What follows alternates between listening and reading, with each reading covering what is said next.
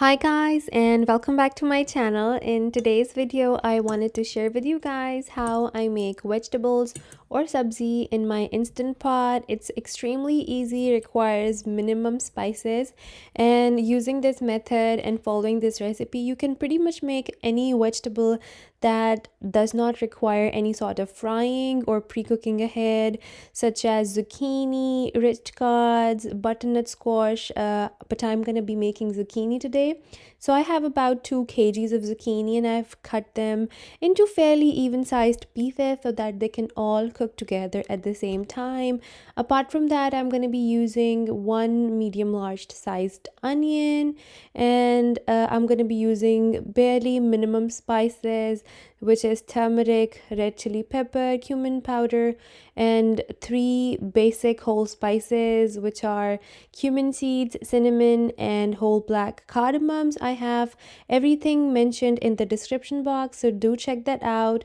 Today I'm going to be using tomato paste, but you can definitely use tomato puree as well as fresh tomatoes. I've also mentioned that in the description box. So depending on your preference, there can be 2 methods that you can use. One can be dump and go, and other one is making the masala first, which both of them depends on what you're making, either a curry or a masala and your taste test. So I'm going to be using the second method, in which I'm going to be preparing the masala, and I'm going to explain what difference that makes. So when you dump and go, you just put everything inside your Instant Pot and you pressure cook it, and then at the end, when you're reducing your curry, that is when you add some oil and you add in your whole spices and you let them get fragrant, and then you continue. To give you guys a better idea, I have a side-by-side view here to when you're going to add your whole spices for either way or either method. So for the reason for doing this is if you want to have something like a shorba or something which is very liquidy, that is when you're going to be opting for this method. Or if you don't like any sort of a sweetness to come through your gravy, then you're going to be following this method, because onions are usually sweet by nature and then they give off a certain amount of sweetness. If you don't want that in your gravy, that's what you're going to do. You're going to make a masala first, but if you don't mind it, you can completely put everything inside your Instant Pot and use the dump and go method. Now I'm going to pressure cook it for about 6 to 8 minutes, and doing a natural pressure release or a quick pressure release is also based on your preference. How much you want your vegetable to be cooked through, how soft you want it, that's what is going to decide for the quick or the natural pressure release. If I'm making a shorba and I want it to be whole, I usually do a quick pressure release. If I want to reduce it like I'm going to do today, I just let it naturally pressure release and then I reduce the gravy.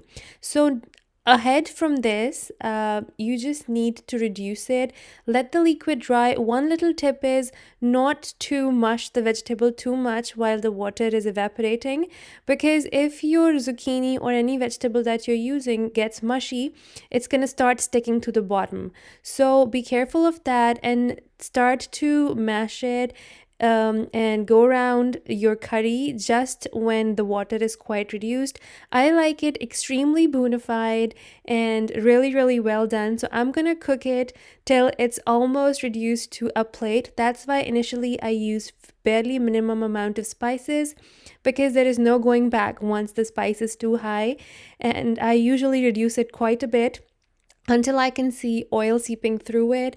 You can definitely make a gravy, make it the way that you like it. This is my personal preference, but that's why I wanted to add all the details so you can make it just the way you like it.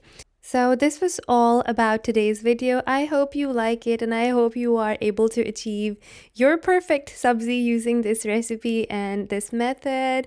And do try it out and let me know how it turns out. If you really like it, please do hit the like button and consider subscribing. Until next time, the Homemaker Baker over and out.